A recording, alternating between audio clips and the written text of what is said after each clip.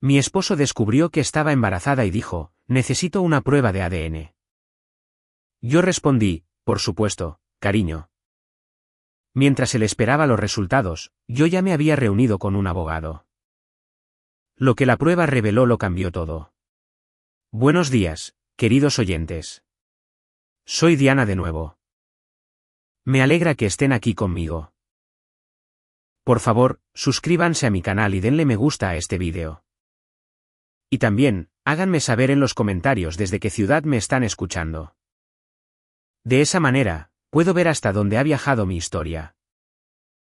Solía pensar que tenía el tipo de matrimonio del que la gente escribe en las tarjetas de felicitación. No del tipo exagerado de rosas y champán, algo más tranquilo, más honesto. Derek y yo nos conocimos en una barbacoa de amigos en común en Charlotte, Carolina del Norte. Hace 11 años. Él era alto, de hombros anchos, riéndose de algo que alguien había dicho. Y recuerdo haber pensado que esa risa era real. Una risa real es rara. Yo tenía 23 años y acababa de empezar mi primer año en un estudio de arquitectura. Él tenía 26 y gestionaba proyectos en una empresa de construcción de tamaño mediano. Teníamos sentido juntos, de la misma manera que los buenos planos tienen sentido. Todo encajaba. Nos casamos 4 años después. Compramos una casa en un suburbio tranquilo con un patio lo suficientemente grande para un perro y... algún día, hijos. Primero tuvimos al perro, un Golden Retriever llamado Cooper. La parte de los hijos tardó más de lo que habíamos planeado. Lo que fue un dolor privado que llevamos con cuidado entre nosotros. Del tipo del que no hablas en las cenas. 2 abortos espontáneos en 3 años, y luego, finalmente, nada. Años de intentos y silencio. Así que, cuando descubrí que estaba embarazada el pasado octubre, a los 34 años. Después de un análisis de sangre de rutina por algo completamente diferente. Me senté en mi coche en el estacionamiento de la clínica y lloré durante 20 minutos. Llorar de felicidad, del tipo que te sorprende por su violencia. Conduje a casa, puse la prueba en la encimera de la cocina y esperé a Derek. Él llegó tarde esa noche. Lo que más tarde entendería que ya era un patrón que yo había sido demasiado confiada para cuestionar. Entró distraído, aflojándose la corbata, revisando su teléfono. Señalé la encimera. Miró hacia abajo, luego hacia mí. Esperaba esa risa, la real. Lo que obtuve fue algo diferente. Sonrió. Sí. Pero fue una sonrisa que se movió por su cara como si tuviera otro lugar a donde ir. Me abrazó. Dijo las palabras correctas. Pero sus ojos volvieron a su teléfono antes de que sus brazos terminaran de soltarme. Me dije a mí misma que estaba en shock. Me dije que los hombres procesan las cosas de manera diferente. Me dije muchas cosas en esas primeras semanas porque la alternativa, que algo andaba mal, se sentía demasiado grande para mirarla directamente. La primera señal de advertencia real llegó 3 semanas después. Llegué a casa temprano de una reunión con un cliente que había sido cancelada y el coche de Derek estaba en la entrada a media tarde. Él trabajaba al otro lado de la ciudad. Entré en silencio, no a escondidas, solo cansada. Y lo oí en la cocina, hablando por teléfono en voz baja y cuidadosa. La voz que usas cuando no quieres que te escuchen. Es complicado ahora mismo, dijo. Luego una pausa. Lo sé. Lo sé. Solo dame tiempo. Me oyó entrar y se dio la vuelta demasiado rápido. Llamada de trabajo, dijo antes de que yo preguntara. Asentí. Dejé mi bolso. Subí las escaleras. Me quedé en el baño y me miré en el espejo. 7 semanas de embarazo. Con náuseas y una cara que apenas empezaba a aprender cómo se sentía la sospecha. Durante las 2 semanas siguientes, las señales se acumularon como el agua se acumula en un sótano. Lentamente, y luego de golpe. Empezó a trabajar hasta tarde, 3 o 4 noches a la semana. Inclinaba su teléfono lejos de mí cuando llegaban mensajes de texto. Una vez me di cuenta de que había borrado su historial de llamadas. Algo que nunca había hecho en 11 años de matrimonio. Y entonces, un domingo por la mañana a principios de noviembre, se sentó frente a mí en la mesa del desayuno. Cruzó las manos y me miró con una expresión que nunca antes había visto en su rostro. Medida, preparada. Megan, dijo. Solo me llamaba así cuando algo era serio. He estado pensando en el embarazo. Dejé mi café. Está bien. Quiero hacer una prueba de paternidad. Las palabras cayeron en la habitación como algo arrojado desde una gran altura. Lo miré. Él no apartó la mirada, lo que casi lo empeoró. Una prueba de ADN, dije en voz muy baja. Solo creo que por tranquilidad. Para ambos. Para ambos. Como si yo necesitara tranquilidad. Como si le hubiera dado alguna razón en 11 años para dudar de mí. Como si yo fuera la que había estado susurrando en teléfonos y borrando registros de llamadas. Sentí algo recorrer mi cuerpo en ese momento. No era rabia, todavía no, algo más frío y esclarecedor.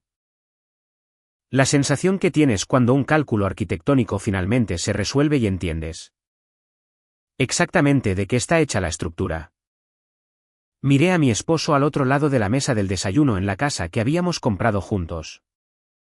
En la vida que habíamos construido juntos, y tomé una decisión.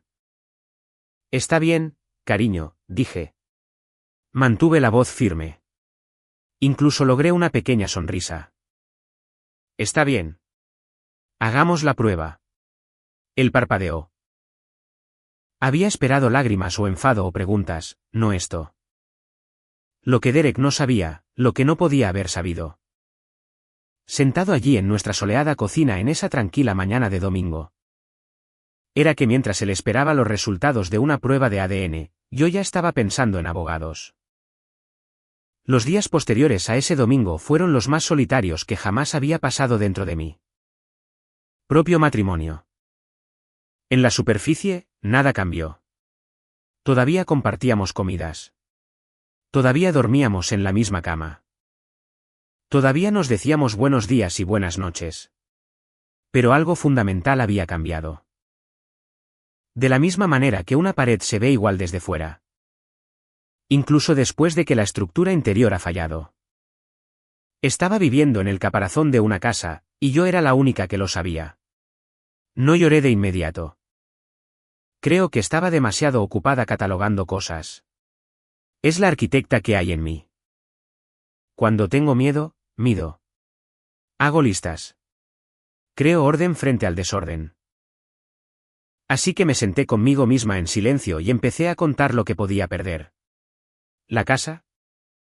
Habíamos pagado $420,000 por ella hace 6 años. Mi nombre estaba en la hipoteca junto al suyo, mi crédito, mis ingresos. Mis ahorros cuidadosos y deliberados. Más de una década de trabajo profesional. Los contactos de negocios. Derek, con los años, se había hecho amigo de varios de mis clientes, no a través de mí inicialmente, sino a través de la proximidad social que crea el matrimonio. Si las cosas se ponían feas, esa proximidad podría convertirse en una desventaja. ¿Mi hijo? Ese pensamiento fue el que más me golpeó. Tenía 9 semanas de embarazo, un embarazo real después de años de pérdidas. Creyera lo que creyera Derek, sospechara lo que sospechara o hubiera hecho lo que hubiera hecho. Este bebé era mío. Proteger a ese niño desde el principio, incluso antes de que naciera. Se convirtió en el punto fijo alrededor del cual todo lo demás tenía que orbitar. Y luego estaba la pregunta que había estado rondando pero que aún no me había hecho directamente. ¿Por qué pidió la prueba? No porque realmente dudara de mí. Estaba segura de eso. Apenas habíamos estado físicamente presentes en la misma habitación con otras personas durante el último año. Los años de resaca de la pandemia, el trabajo desde casa. El duelo por el aborto que nos había convertido a ambos en ermitaños por un tiempo. No había tenido la oportunidad, y mucho menos el deseo, de traicionarlo. Él había pedido la prueba porque había hecho algo. Había preguntado porque la culpa lo había vuelto paranoico. Había preguntado porque en algún lugar de la arquitectura de su deshonestidad. Había decidido que la mejor defensa era una ofensa preventiva. La llamada telefónica, el historial borrado, las noches hasta tarde. La sonrisa que tenía otro lugar a donde ir. Para el tercer día. Estaba segura de que mi esposo estaba teniendo una aventura y estaba tratando de desestabilizarme. Embarazada, emocionalmente vulnerable, antes de que pudiera descubrirlo. Necesitaba pensar con claridad. Eso significaba que primero necesitaba dejar de sentir. Me tomé un día personal en el trabajo un miércoles y conduje al otro lado de la ciudad a una cafetería a la que nunca había ido. Lo suficientemente lejos de nuestro vecindario como para no encontrarme con nadie que conociera. ¿Pedí té? Me senté junto a la ventana y pensé durante 3 horas. ¿Qué sabía realmente? Cambios de comportamiento, registros de llamadas borrados, una conversación escuchada a medias. Sugerente pero no concluyente. ¿Qué necesitaría para protegerme legalmente? Documentación, un rastro de papel, una comprensión de mis derechos. ¿Y cuál era el primer paso? Un abogado. No una confrontación, no una acusación, un abogado. Saqué mi teléfono y busqué abogados de derecho de familia en Charlotte con buenas críticas y reputación en el manejo de divorcios de alto conflicto. Encontré 3 que aparecían repetidamente en foros locales y sitios de reseñas profesionales. Les envié un correo electrónico a los 3 esa tarde, brevemente y sin detalles. Solicitando una consulta. Para cuando conduje a casa, una ya había respondido. Su nombre era Laura Ayes. 12 años en Derecho de Familia. Anteriormente en la oficina del fiscal del distrito del condado de Mecklenburg. El correo electrónico de su asistente era profesional y cálido. Y podían verme el viernes por la tarde. Confirmé de inmediato. Esa noche, me senté a cenar frente a Derek y lo observé. Estaba de nuevo con su teléfono. Trabajo, decía, siempre trabajo. Y tenía la mirada vagamente distraída de un hombre que intenta mantener demasiados platos girando. Sentí que algo se endurecía dentro de mí al observarlo, no odio, algo más útil que eso. Cree que estoy esperando, pensé. Cree que estoy confundida y asustada y esperando que él me diga qué pensar. No me conocía tan bien como creía. Pasé las 2 noches siguientes, después de que Derek se durmiera, haciendo lo que debería haber hecho semanas atrás. Revisé nuestras cuentas financieras conjuntas, ahorros, corriente. La cuenta de corretaje que habíamos abierto juntos hace 5 años. Tomé notas cuidadosas, saldos, transacciones recientes, cualquier cosa inusual. Fotografié documentos importantes que sabía que necesitaría, la escritura de la hipoteca. Nuestras declaraciones de impuestos de los últimos 3 años, sus recibos de sueldo. Pólizas de seguro. Guardé todo en una cuenta personal en la nube a la que Derek no tenía acceso. Bajo una dirección de correo electrónico que había creado años atrás para un proyecto independiente. Y que nunca vinculé a ningún dispositivo compartido. También comencé a llevar un registro, fechas, horas, sus llegadas y salidas. Cualquier cosa que me pareciera notable. Lo escribí en la aplicación de notas de mi teléfono. En una carpeta etiquetada con el nombre de un proyecto de un cliente. Enterrada a 3 niveles de profundidad. Aburrido, invisible. Para el jueves por la noche, tenía un archivo. Para el viernes por la tarde, tenía una abogada. Y Derek todavía pensaba que yo estaba sentada tranquilamente esperando que llegara una prueba de ADN. Algunos hombres subestiman a las mujeres tranquilas. Confunden la quietud con la pasividad y la paciencia con la rendición. Derek había vivido conmigo durante 7 años y de alguna manera nunca aprendió lo más importante. Sobre mí. Nunca había entrado en una habitación sin antes entender su estructura. Conocía los muros de carga de este matrimonio. Y yo era la única que había pensado en lo que pasaría cuando se vinieran abajo. La oficina de Laura Hayes estaba en el piso 14 de un edificio de cristal en el centro, con una vista de la ciudad que en cualquier otro día habría apreciado arquitectónicamente. Ese viernes, apenas la miré. Era una mujer compacta de unos 40 y tantos años. De pelo oscuro con gafas de leer subidas a la cabeza y el aire de alguien que ha escuchado todas las versiones de cada historia y no se sorprende fácilmente. Me estrechó la mano con firmeza, me ofreció agua y se sentó frente a mí con un bloc de notas legal. Cuéntamelo todo, dijo. No edites. Así que no lo hice. Le conté los años de intentos de embarazo, los abortos espontáneos. La distancia que ese duelo había puesto entre Derek y yo. El embarazo repentino después de todo ese silencio, su reacción, la sonrisa cuidadosa. Los ojos que no dejaban de mirar su teléfono, la llamada escuchada a escondidas. El historial borrado, las noches hasta tarde, y finalmente. La petición de una prueba de paternidad un domingo por la mañana. Laura escuchó sin interrumpir. Cuando terminé, escribió algo en su blog y levantó la vista. ¿No lo has confrontado? No. Bien. No lo hagas. Todavía no. Cruzó las manos. Esto es lo que necesito que entiendas. En Carolina del Norte. Este es un estado de distribución equitativa. Eso significa que los bienes matrimoniales se dividen. De manera justa, no necesariamente 50 y 50. Sino en función de la contribución y las circunstancias. Si él está teniendo una aventura y se puede probar que ha disipado bienes matrimoniales gastando dinero matrimonial en otra mujer, eso puede afectar la distribución. Nos da ventaja. Ventaja. Escribí esa palabra en mi mente y la subrayé. Me explicó mis derechos con respecto al embarazo, las consideraciones de custodia. El cronograma de un divorcio contencioso. Fue clara y práctica, y ni una sola vez me miró con lástima. Lo que aprecié más de lo que podía expresar. Antes de irme, me dio una lista. Cosas que reunir, cosas que documentar, cosas que evitar. No muevas dinero, dijo en la puerta. No hagas compras grandes. No hagas nada que pueda parecer una represalia.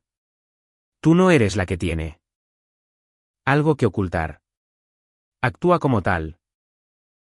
Conduje a casa sintiendo por primera vez en semanas que estaba pisando terreno firme. Fue en la semana siguiente cuando la evidencia me encontró. O más bien, yo la encontré. De la misma manera que encuentras la fuente de una grieta estructural si miras con suficiente atención y la sigues hasta su origen. Tenía la costumbre, cuando trabajaba desde casa, de usar el portátil compartido de la casa para la navegación personal cuando mi ordenador del trabajo necesitaba actualizaciones. Derek lo sabía. Siempre había sido cuidadoso con su teléfono. Pero el portátil, quizás simplemente lo había olvidado. Quizás fue descuidado. Quizás, como Laura había sugerido en nuestra reunión, las personas culpables a menudo lo son. Abrí el navegador un martes por la tarde para buscar algo y el autocompletar en la barra de direcciones me ofreció una sugerencia. Un restaurante al que nunca había ido. Casi lo ignoré. Luego me di cuenta de la fecha en el historial de navegación. El jueves pasado. Derek me había dicho que estaba trabajando hasta tarde el jueves pasado. Seguí el hilo con cuidado, como se tira de un cable suelto para encontrar dónde se conecta. Durante la siguiente hora, encontré suficiente. Había una reserva en OpenTable, 2 personas, 8:12 de la noche. Un restaurante en el barrio de Noda. El tipo de lugar con poca luz y una carta de vinos. Había una búsqueda en Google de hoteles románticos Charlotte NC de hace 6 semanas. Y había, enterrada en un formulario autocompletado, una dirección de correo electrónico que no reconocí. Tifuso7gmail.com.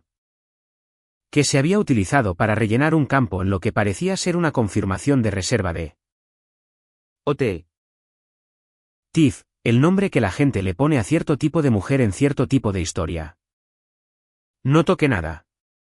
Tomé fotografías de la pantalla con mi teléfono personal. Anoté todo en mi registro. Luego cerré el navegador. Me preparé una taza de té y me senté en la mesa de la cocina durante un largo rato. Mis manos estaban firmes. Eso me sorprendió. Le envié un mensaje a Laura Hayes esa noche. Tengo algo de documentación para compartir. ¿Podemos vernos esta semana? Respondió en 1 hora. Jueves a las 2. Trae todo. Mientras tanto, y esta es la parte que no anticipé, Derek había empezado a notar algo. No podía ponerle nombre. Creo que era demasiado sutil. Pero en los 10 días desde la conversación en la mesa del desayuno, yo no había llorado. No lo había presionado para que me tranquilizara. No había hecho preguntas ansiosas sobre la prueba de ADN o lo que significaba o dónde estábamos. Había sido educada, funcional, y esta era la parte que lo estaba inquietando. Silenciosa de una manera que era diferente a mi silencio habitual. Se lo mencionó a su madre. Lo sé porque Barbara Collins, la madre de Derek. Una mujer con la que siempre había sido cautelosamente correcta. Me llamó un miércoles por la noche con el pretexto de preguntar por el embarazo. Solo quería ver cómo estabas, cariño. Dijo en ese tono particular que usaba cuando estaba recopilando información. Estoy bien, Barb, dije. Gracias por llamar. Derek mencionó que te has mostrado un poco distante últimamente. Está preocupado. Está preocupado. El embarazo puede hacer eso, dije amablemente. He estado cansada. Después de colgar, añadí la llamada a mi registro. Fecha, hora, contenido. Los antagonistas comenzaban a cerrar el círculo. Simplemente no sabían todavía que yo ya los había estado observando durante semanas. Mi segunda reunión con Laura Hayes duró casi 2 horas. Revisó cada fotografía que había tomado, hizo preguntas precisas sobre fechas y contexto. Y al final de la reunión, su expresión había cambiado de profesionalmente neutral a algo que, en un rostro menos compuesto, podría haberse llamado satisfacción. La reserva de hotel es fuerte, dijo. La reserva del restaurante apoya a un patrón. La dirección de correo electrónico. ¿Sabes quién es? ¿Esta Tiffany Ross? La había buscado después de encontrar el correo electrónico. No me llevó mucho tiempo. Tiffany Ross, 31 años. Trabajaba en desarrollo de proyectos en una empresa de construcción de tamaño mediano en Charlotte. La misma industria que Derek. Encontré su LinkedIn. Foto de perfil profesional. El tipo de sonrisa que sabía que estaba siendo fotografiada. Trabaja en su industria, dije. Posiblemente alguien que conoció en una conferencia o un proyecto compartido. Laura asintió lentamente. Construiremos la documentación. Traeré a un investigador privado. Alguien con quien trabajo regularmente. Discreto y con licencia. Lo que quiero de ti ahora mismo es paciencia y silencio. Paciencia y silencio. Me estaba volviendo buena en eso. Laura también explicó los siguientes pasos formales. La presentación de la demanda de divorcio en el condado de Mecklenburg. El proceso de distribución equitativa. El enfoque que tomaríamos con respecto al tema de la paternidad. Dado que podía probar sin lugar a dudas que el niño era de Derek. La prueba de ADN que él había solicitado, explicó con algo cercano a un humor seco. Jugaría enteramente a mi favor. Él la pidió, dijo. Dejaremos que la tenga. Autorice al investigador esa semana. Se llamaba Paul Garrett, policía retirado, práctico. El tipo de hombre que podía estar de pie en un estacionamiento durante 3 horas y parecer que estaba esperando el autobús. En 10 días, tenía lo que necesitábamos. Fotografías de Derek y Tiffany Ross en el restaurante en Noda, en un hotel en Southend. Lo más condenatorio. En la visita a una propiedad que parecía ser un apartamento en un edificio que reconocí. Un edificio con alquileres mensuales que requerirían una planificación financiera deliberada. Había estado planeando algo más permanente. Le reenvié todo a Laura. Ella dijo 2 palabras: estamos listos. Presentamos la demanda un jueves. La presentación fue silenciosa, procesal, invisible para cualquiera que no la buscara. Pero a Derek le notificaron el siguiente lunes por la mañana en su oficina. Me llamó 4 veces en la primera hora. Dejé que las 4 llamadas fueran al buzón de voz. La 5ª vez, respondí. ¿Qué es esto? Su voz estaba controlada, pero apenas. Megan, ¿qué es esto? Creo que los papeles son bastante autoexplicativos, dije. ¿Estás solicitando el divorcio sin hablar conmigo? Sin. Me pediste una prueba de ADN, dije. Mientras estaba embarazada de tu hijo. Creo que ya hemos pasado la etapa de hablar, Derek. Volvió a casa esa noche. Lo había esperado. Lo que no había esperado era que trajera a su madre. Bart Collins entró en mi casa, la casa que yo había ayudado a pagar. La casa que había amueblado y cuidado. Con la expresión de una mujer que había decidido de antemano quién era el culpable. Se sentó frente a mí en la sala de estar y habló con cuidado. En los tonos medidos de alguien que se creía en medio de una negociación. Megan, entendemos que estás molesta. Las hormonas del embarazo pueden. No lo hagas, dije en voz baja. Ella parpadeó. ¿No hacer qué? Terminar esa frase. Derek intervino. Había cambiado de táctica. La ira controlada había desaparecido, reemplazada por algo más suave, más ensayado.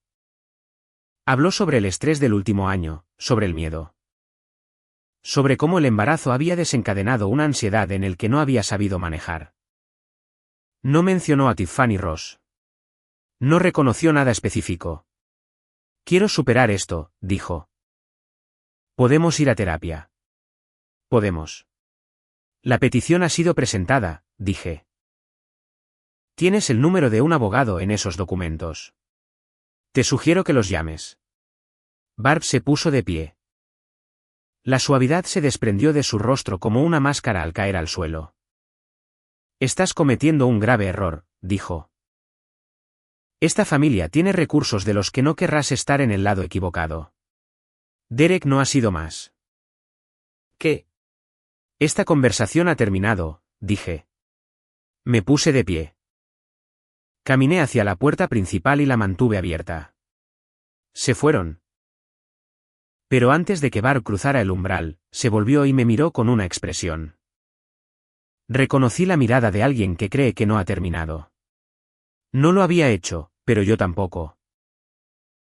Después de que se fueran, me senté en el suelo de la cocina, no de forma dramática. Solo porque era la superficie más cercana, y respiré lentamente durante unos minutos. Mi corazón latía fuerte. Mis manos temblaban ligeramente, pero todavía estaba de pie, o casi. Llamé a mi obstetra a la mañana siguiente y fui a un chequeo. El bebé estaba bien. Latido fuerte. Me acosté en la mesa de examen y escuché ese sonido y me permití sentir por un momento. Completa y simplemente, agradecida. Me tomé 3 días libres de todo lo externo. Sin llamadas a Laura, sin revisar documentos, sin investigar. Paseé a Cooper por las mañanas. Dormí. Comí las cosas que los libros de embarazo me decían que comiera. Vi 3 películas que había querido ver durante meses. Me permití existir en tiempo presente. 3 días. Eso fue todo lo que me permití. Luego volví al trabajo. La oferta llegó un jueves por la tarde, 11 días después de que se presentaran los papeles. No directamente de Derek. Eso fue revelador. Llegó a través de Barb.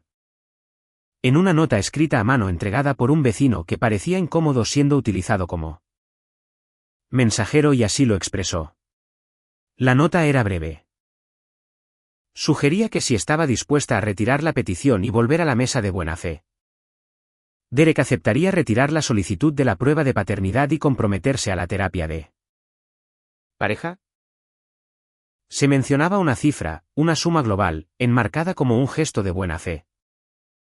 Un número lo suficientemente alto como para ser tomado en serio y lo suficientemente bajo como para ser insultante. Leí la nota 2 veces.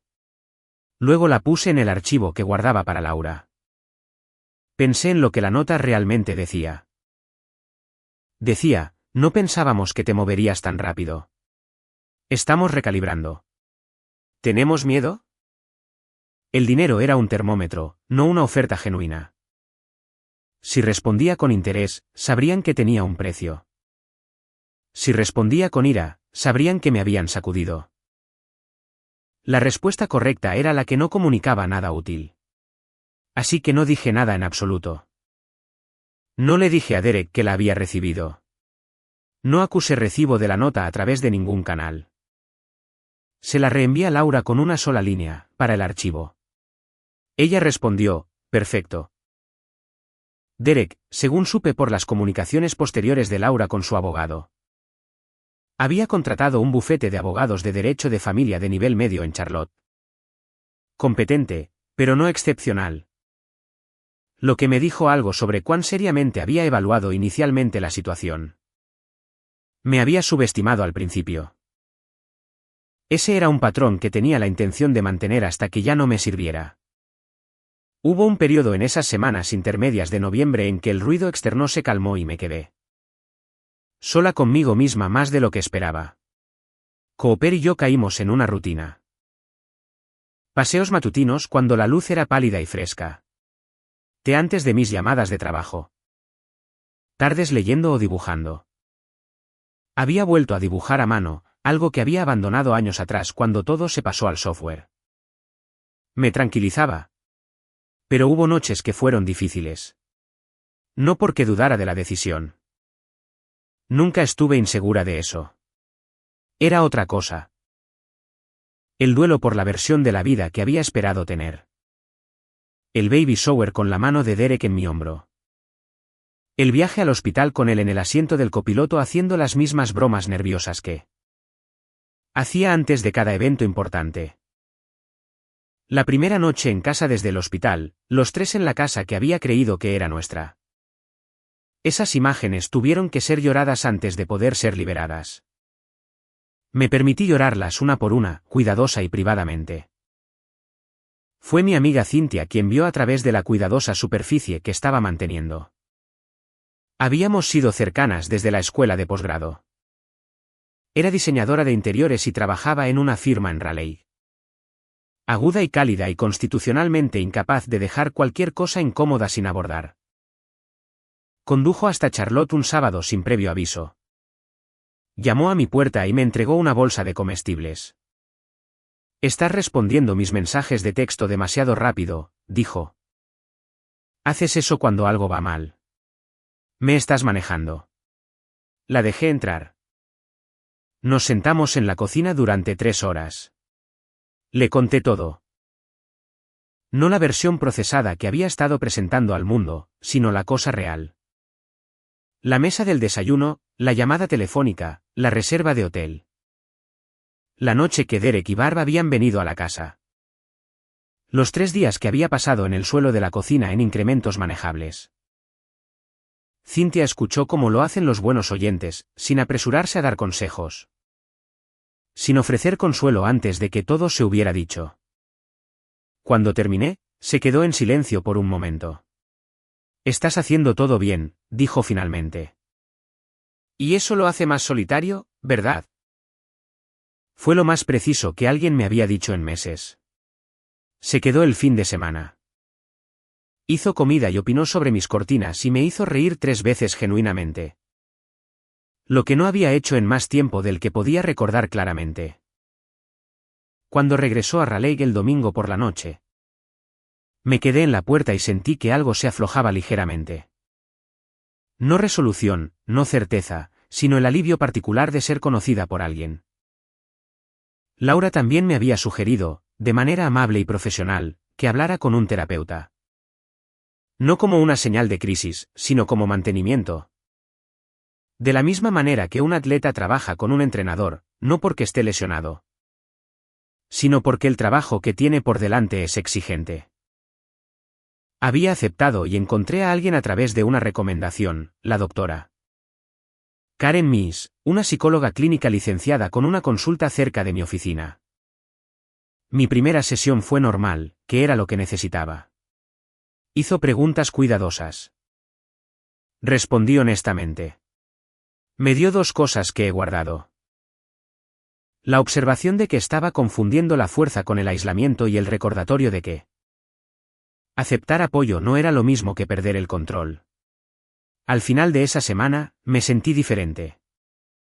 No más ligera, exactamente, más consolidada. Como una estructura que ha sido reforzada adecuadamente. Derek y Barb observaban desde la distancia. Podía sentirlo en las pequeñas señales. Conocidos mutuos que llamaban con preguntas cuidadosamente casuales. Un comentario a través de un colega compartido sobre cómo Derek parecía realmente comprometido a arreglar las cosas. Que miren. No estaba actuando para una audiencia. Simplemente me estaba preparando. Vinieron un sábado por la mañana a principios de diciembre, sin anunciarse. Vi el coche de Derek entrar en el camino de entrada desde la ventana de arriba, donde había estado revisando documentos con mi segunda taza de té. Barb estaba en el asiento del copiloto. Se sentaron en el coche durante unos minutos. Observé, invisible detrás de la cortina. Y pude ver por el movimiento de sus cabezas que se estaban coordinando. Decidiendo quién hablaría primero, quizás estableciendo los términos de la actuación. Bajé y esperé. El golpe en la puerta fue pausado, casi agradable. Abrí la puerta. Derek sostenía una bolsa de papel de una panadería que reconocí. Un lugar al que solíamos ir los domingos por la mañana, al principio de nuestro matrimonio. Fue una elección calculada, esa bolsa. Un accesorio. Solo queríamos hablar, dijo. Sin abogados, sin documentos, solo nosotros. ¿Podemos entrar? Lo miré. Miré a Barb, que había dispuesto su rostro en algo que se esforzaba por parecer calidez. Abrí más la puerta. No ofrecí café. Me senté en el sillón, dejando deliberadamente el sofá para ellos dos, y esperé. Derek puso la bolsa de la panadería en la mesa de café, sin abrir. Se inclinó hacia adelante, con los codos en las rodillas. Y habló con la voz que reconocí como la más ensayada, la que sonaba genuina, ligeramente dolida. Cuidadosa. Megan. Sé que te lastimé. Sé que la solicitud de la prueba estuvo mal. Entré en pánico. Tenía miedo. Embarazo me tomó por sorpresa y lo manejé mal. No estoy orgulloso de ello. Hizo una pausa. Pero tenemos 11 años y un bebé en camino. No quiero tirar eso por la borda por miedo. Ninguno de los dos debería. Por miedo. No por lo que había hecho. Por miedo. Bart tomó su turno. Megan, llevas a mi nieto. Quiero apoyarte. Ambos lo hacemos. Este proceso. Por lo que estás pasando. Legalmente. Es muy duro para una mujer embarazada. El estrés. La incertidumbre. ¿Es esto realmente lo que quieres para el comienzo de tu bebé? Ahí estaba. La mano alcanzando lo que más amaba, usando a mi hijo como palanca. La miré con calma. El bebé y yo estamos muy bien, gracias. Pero un divorcio no era mi preferencia, dije. Las circunstancias lo hicieron necesario. Derek se movió. La calidez ensayada comenzaba a desarrollar fisuras. Si esto es por Tiffany. No tienes que explicarme nada, dije. Para eso están los abogados. Su mandíbula se tensó. Estás siendo irrazonable. Estoy aquí sentado tratando de... No estás tratando de reconciliarte, Derek, dije. Y mi voz se mantuvo tan nivelada que me sorprendió incluso a mí. Estás tratando de detener un proceso legal que ahora te has dado cuenta de que es más serio de lo... ¿Qué esperabas? Esas son cosas diferentes. Barb se puso de pie. La calidez se desprendió por completo. Debajo había algo más duro. La cara que ponía cuando había decidido que la paciencia ya no valía la pena. Escúchame, dijo, y su voz era baja y precisa. Mi hijo tiene recursos y conexiones que harán este proceso muy desagradable para ti. Los jueces de este condado conocen a nuestra familia. La abogada que has contratado es competente, pero no tiene las relaciones que nosotros tenemos. Eres una mujer sola, embarazada, trabajando en un puesto asalariado. Puedes luchar contra esto o puedes irte con algo razonable y tú. Salud intacta. Pero no confundas la amabilidad con la debilidad. Dejé que el silencio se asentara durante 3 segundos completos. No lo hago, dije, y espero que me concedas la misma cortesía. Barr recogió su bolso. Me dirigió una última mirada, del tipo diseñado para plantar una semilla de duda. Para seguirte después de que la persona ha salido de la habitación. Derek también se puso de pie, y en su rostro había algo que no había visto antes. Un destello de algo que podría haber sido miedo genuino. Se fueron sin la bolsa de la panadería. Me quedé quieta durante mucho tiempo después de que la puerta se cerrara. Mi corazón latía más rápido de lo que quería. Sería deshonesta si dijera que lo que Barb había dicho no me había afectado. La mención de jueces, de conexiones. La promesa cuidadosamente articulada de que esto podría hacerse más difícil de lo que estaba. Preparada. No estaba hecha de piedra. El miedo era real. Pero el miedo, había aprendido en los últimos 2 meses, solo es un problema si te paraliza. Si puedes mirarlo con claridad, nombrarlo, localizarlo en tu pecho. Entender lo que te está diciendo. Se convierte en otra cosa, información. Y a veces la información correcta te hace moverte más rápido. Cogí mi teléfono y llamé a Laura. Vinieron a casa, dije. Una breve pausa. Cuéntamelo todo. ¿Lo hice? Cuando terminé, la oí exhalar. Los comentarios sobre jueces y conexiones. Eso es comportamiento de presión. Posiblemente procesable si continúa. ¿Estás bien? Sí, dije. Y luego, más honestamente, lo estaré. Bien, porque tenemos una declaración jurada programada para el 14, y te necesito firme. Estoy firme, dije. Después de colgar, subí y me quedé en la ventana. Afuera, la luz de diciembre era plana y pálida.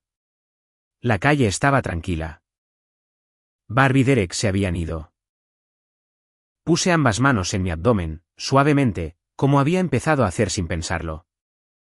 El pequeño instinto animal de protección, e hice una promesa que tenía la intención de cumplir. La declaración jurada se llevó a cabo en la sala de conferencias de Laura en una mañana gris de diciembre, 14 días antes de Navidad. Derek llegó con su abogado, un hombre llamado Wayace Prin, competente como Laura había evaluado. Convencional en su enfoque. Derek iba vestido con cuidado, chaqueta azul marino, sin corbata. La informalidad estudiada de un hombre al que le habían aconsejado parecer razonable. No me miró cuando entró. Eso me dijo todo lo que necesitaba saber sobre cómo se sentía. Los resultados de la prueba de ADN habían llegado 6 días antes. 99,97% de probabilidad de paternidad. Derek era el padre, lo que nunca había estado en duda. Ni por mí. Ni por ninguna versión de la realidad que existiera fuera de su propia paranoia impulsada por la culpa. Laura había recibido los resultados. Los había estudiado brevemente y los había colocado en una carpeta con la expresión de alguien que pone una carta boca abajo en una mesa. Usaremos esto en el momento adecuado, había dicho. El momento adecuado llegó durante la declaración jurada. Laura fue medida y sistemática en su interrogatorio. Construyó lentamente, estableciendo la cronología del matrimonio, los bienes compartidos, la hipoteca, las contribuciones financieras de ambas partes. Prin objetaba ocasionalmente, más por costumbre que por necesidad. Derek respondía con cuidado, con la cautela ensayada de alguien que había sido instruido. Luego Laura puso las fotografías sobre la mesa. El restaurante en Noda, el hotel en Souten. Las fotografías de Paul Garrett estaban tomadas profesionalmente, eran claras, con marca de tiempo. Inequívocas. Derek y Tiffany Ross juntos en entornos que no admitían ninguna interpretación inocente. El abogado de Derek se inclinó y le habló en voz baja. La mandíbula de Derek se movió. Miró las fotografías durante más tiempo del que una persona instruida debería. Señor Collins, dijo Laura con perfecta ecuanimidad, ¿puede decirme quién es esta mujer? Una colega, dijo Derek, cuidadoso, aún aguantando. ¿Y este lugar? Una cena de negocios en un hotel. El restaurante está dentro del hotel. Laura asintió lentamente. Volvió a buscar en la carpeta. Puso la confirmación de la reserva del hotel, nombre, fechas, tipo de habitación. Método de pago vinculado a una tarjeta de crédito conjunta que compartíamos. Una tarjeta de crédito conjunta. Lo había pagado con dinero que legalmente era en parte mío. El color del rostro de Derek cambió. Prin le puso una mano en el brazo. Demasiado tarde. Hubo una conferencia esa semana. La conferencia fue en Raleigh, dijo Laura amablemente. Lo comprobamos. No estaba registrado. El hotel está en Charlotte. Hizo una pausa. Señor Collins, ¿cuánto tiempo lleva en una relación con Tiffany Ross? No creo, comenzó Prin. Aproximadamente, continuó Laura. Derek me miró por primera vez. Fue una mirada extraña. No una súplica exactamente. Más bien como un hombre que descubre que el suelo que creía sólido había estado hueco todo él. Tiempo. Varios meses, dijo. La habitación quedó en silencio. Laura buscó en la carpeta por última vez. Me gustaría presentar los resultados de la prueba de paternidad que solicitó, dijo. La prueba que fue idea suya, señor Collins. Que se presentó a través de un servicio de pruebas con licencia y resultó en un hallazgo de 99,97%. De probabilidad de paternidad. Puso el documento frente a su abogado. Su cliente acusó a su esposa embarazada de infidelidad. Inició una prueba de ADN y el resultado confirma que el niño es suyo. Mientras que la documentación establece que es su cliente quien mantenía una relación externa financiada en parte con bienes matrimoniales. Prin estaba leyendo los resultados. Derek estaba muy quieto. Además, continuó Laura. Tenemos documentación de una comunicación a mi cliente que hacía referencia a conexiones judiciales en el condado de Mecklenburg como medio para influir en el resultado de estos procedimientos. Hemos conservado esa comunicación y estamos preparados para presentar una queja formal si es necesario.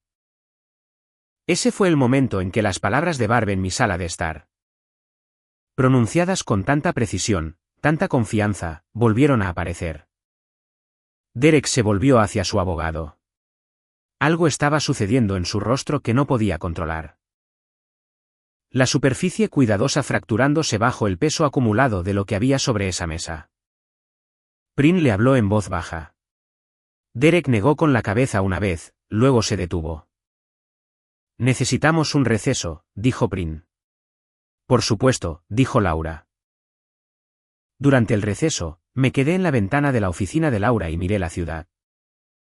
12 pisos más arriba, Charlotte se extendía abajo. El distrito financiero, los edificios de Midtown. Los barrios por los que había conducido durante 11 años. Pensé en la mujer que se había sentado en el estacionamiento de una clínica médica en octubre.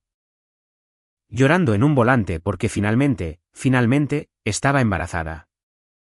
No sabía lo que se avecinaba, pero no se había derrumbado cuando llegó. La declaración jurada se reanudó 20 minutos después. La postura de Derek había cambiado. Prin hizo la mayor parte de la conversación.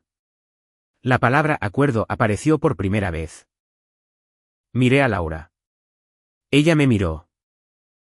Un pequeño asentimiento, profesionalmente contenido.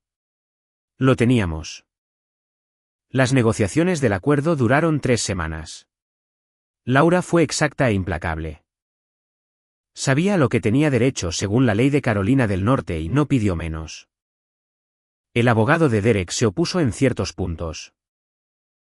La cuenta de corretaje, el capital de la hipoteca. Un fondo de jubilación que Derek había abierto antes de casarnos pero al que contribuimos conjuntamente durante el matrimonio. Laura se mantuvo firme en cada uno de ellos con la paciencia de alguien que sabe que tiene la posición más fuerte.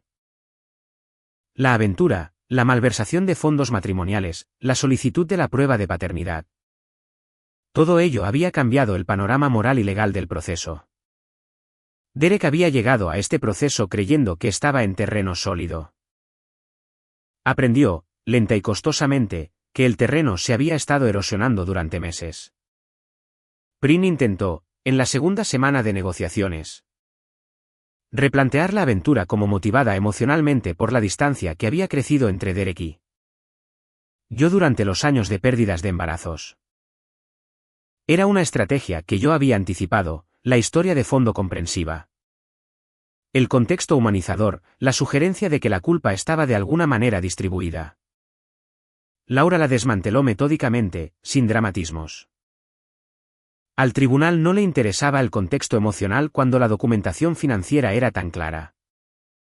Se habían gastado fondos matrimoniales. El registro lo demostraba. El contexto no cambiaba las cifras. El 23 de diciembre, 4 días antes de Navidad, llegamos a un acuerdo final. Se me concedió la casa, el capital completo, 6 años de pagos de hipoteca. La apreciación de una propiedad en un vecindario que había crecido considerablemente desde que la compramos. Conservé mis cuentas de jubilación en su totalidad. Recibí un pago de liquidación de la cuenta de corretaje que reflejaba tanto mi contribución como la malversación documentada de fondos matrimoniales para la aventura. Recibí manutención infantil calculada sobre los ingresos completos de Derek, incluyendo un bono reciente que su abogado había intentado ocultar en las declaraciones financieras. Y que Paul Garrett, con tranquila competencia, había localizado a través de archivos comerciales públicos. Derek se había mudado 2 semanas antes a un apartamento en un edificio que reconocí. El mismo que Paul le había fotografiado visitando con Tiffany Ross en una visita a una propiedad. Esa información había estado en el archivo que Laura presentó. No había ayudado a su caso. El acuerdo de custodia fue custodia física principal conmigo. Derek recibió visitas programadas, supervisadas inicialmente según el protocolo estándar del tribunal para casos que involucran reclamos de paternidad disputados y deshonestidad documentada. Su abogado se había opuesto a la disposición de supervisión. El juez, que resultó no tener ninguna conexión particular con la familia Collins y que leyó cada documento que Laura presentó con cuidadosa atención, la había mantenido. Ese detalle, más que cualquier otro, creo, fue lo que finalmente llegó a Bart Collins de una manera que las pérdidas financieras no lo habían hecho. Ella había construido su amenaza en torno a la idea de acceso judicial, de relaciones, de un apellido familiar que significaba algo en este condado. El juez había leído el expediente y había fallado sobre su contenido. El nombre no había aparecido en sus consideraciones. Lo sé porque Prin, en un momento de frustración sin vigilancia cerca del final de la sesión de negociación final, le dijo algo a Laura sobre que la familia Collins había esperado más deferencia del tribunal. Laura lo había anotado. No necesitó usarlo, pero lo anotó. Cuando se firmaron los papeles finales y se cerró el último archivo. Laura me acompañó al ascensor y me estrechó la mano. Eres una buena cliente, dijo. Lúcida, paciente. No les diste nada con que trabajar. Tenía una buena abogada, dije. Ella sonrió. Profesional, cálida, breve. Eso también. Conduje a casa a través de Charlotte en una tarde gris de diciembre. Pasando por calles que había estado conduciendo durante 11 años. Pasando por la cafetería donde Cynthia y yo solíamos encontrarnos los viernes. Pasando por la panadería cuya bolsa de papel Derek había puesto en mi mesa de café, sin usar. La mañana en que él y Barb vinieron a negociar conmigo. Pasando por la clínica donde, en un octubre ordinario, todo había cambiado. Entré en el camino de entrada de la casa que ahora era enteramente mía. Cooper estaba en la ventana como siempre. Podía ver su cola moverse. Me senté en el coche por un momento. No había triunfalismo en lo que sentía. Quiero ser honesta sobre eso. Cuando ganas algo por lo que nunca deberías haber tenido que luchar, la victoria es complicada. Hay alivio. Un alivio profundo, hasta los huesos. Del tipo que te hace arder los ojos. Hay duelo por la versión de las cosas que debería haber existido. Y hay algo más difícil de nombrar. Una especie de sobriedad, el entendimiento de que ahora eres diferente. Que sabes cosas sobre ti misma y sobre los demás que no sabías antes. Y ese conocimiento no es gratis. Pero debajo de todo, constante y silencioso. El latido que había escuchado por primera vez en una mesa de examen en noviembre, todavía fuerte. Todavía real. Entré. Cooper se apretó contra mis piernas. Puse mi mano en mi abdomen, la clara hinchazón de ahora, inconfundible. Y me quedé en la cocina de mi casa y respiré. Había entrado en este proceso con casi nada más que claridad y la voluntad de ser paciente. Salía con mi hogar, mi seguridad financiera, mi hijo y yo misma. Derek Collins y Barbara Collins habían llegado a este conflicto con recursos y confianza y la suposición de que una mujer embarazada sin un plan era una mujer sin poder. Se habían equivocado. Y los resultados, al final, habían mostrado exactamente lo que Derek había pedido, la verdad. Mi hija nació el 14 de abril, 7 libras y 2 onzas. Con una cabeza llena de pelo oscuro y un llanto que llenó la sala de partos como un pequeño y magnífico anuncio. La llamé Janer. Ella durante los primeros meses.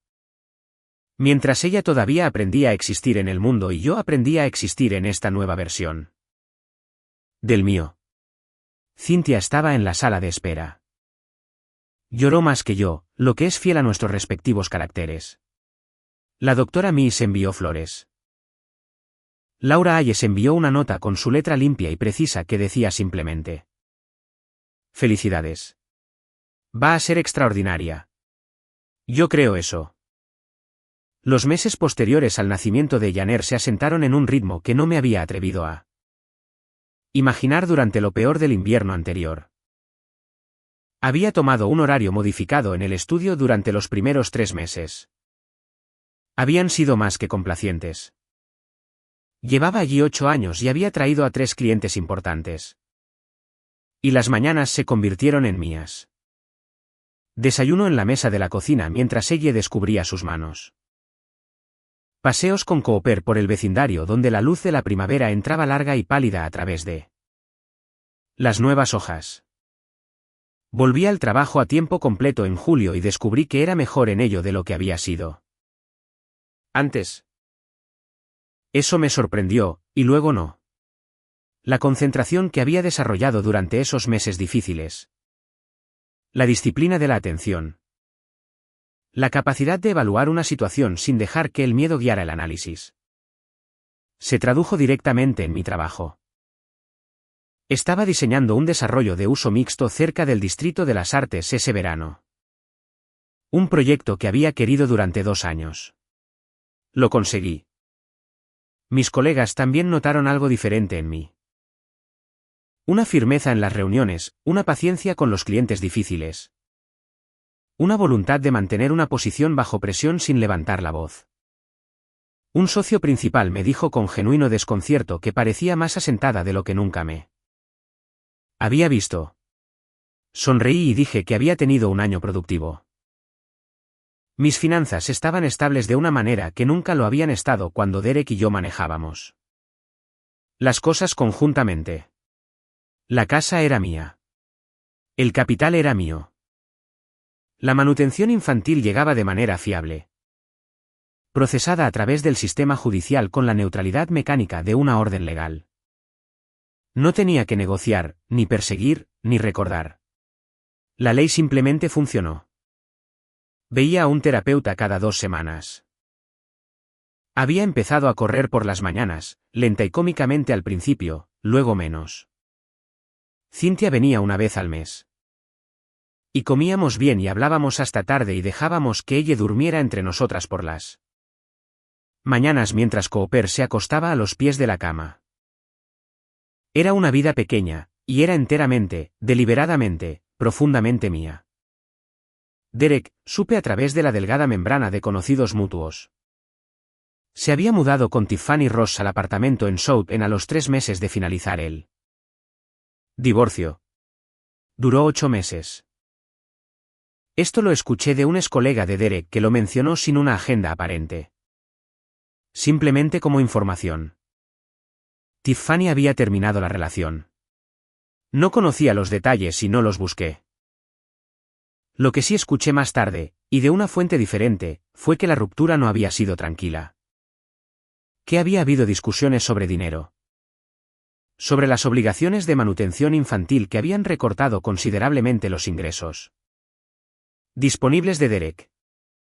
Sobre un futuro que Tiffany había imaginado que era muy diferente al que se encontró. El apartamento en South End, resultó. Era más difícil de pagar con un solo salario cuando una orden judicial tenía su reclamo sobre una porción significativa del otro. Descubrí, para mi propia leve sorpresa, que no sentía nada en particular al respecto de ninguna manera. La emoción que una vez estuvo ligada a Derek, amor, confianza, duelo, ira, miedo, se había resuelto en algo más neutral. Era el padre de mi hija. Eso es lo que era. Asistía a sus visitas supervisadas consistentemente, hay que reconocerlo. Era bueno con ella. De la manera distraída y ligeramente insegura de un hombre que todavía está aprendiendo a ser padre. Yo era profesional con él. Él era profesional conmigo. Ambos habíamos entendido, después de la declaración jurada, que la actuación ya no estaba disponible para ninguno de los dos. Bart Collins llamó una vez en el verano. Quería discutir el horario de visitas. Su tono era controlado y despojado de calidez. La voz de trabajo, no la de la actuación. Escuché. Respondí de manera fáctica. Le agradecí la llamada. Cuando colgué, no sentí nada en absoluto, lo que era su propio tipo de paz. La mujer que se había sentado frente a mí en mi sala de estar en diciembre y había hablado de jueces y conexiones y mi pequeñez frente a los recursos de su familia. Esa mujer había descubierto que los recursos no sustituyen a la evidencia y que las conexiones no son lo mismo que tener la razón. Lo que ella había llamado debilidad, yo le había permitido malinterpretarlo. Estaba sentada en el porche trasero en una cálida tarde de septiembre. Ella dormía en el monitor a mi lado y Cooper, un peso cómodo contra mis pies. Cuando entendí claramente, quizás por primera vez, que era feliz. No de la manera de las tarjetas de felicitación. No la felicidad actuada de alguien que intenta demostrar algo. Del tipo real, del tipo que es silencioso e interior y no requiere audiencia. Miré hacia el patio, el que habíamos comprado para un perro y algún día hijos. Y pensé en la mujer que había sido en octubre del año anterior. Sentada en el estacionamiento de una clínica, llorando de alivio. Creyendo que la parte más difícil había quedado atrás. Todavía no sabía lo que se avecinaba. Pero creo que se conocía a sí misma lo suficientemente bien como para sobrevivirlo. Eso resultó ser suficiente.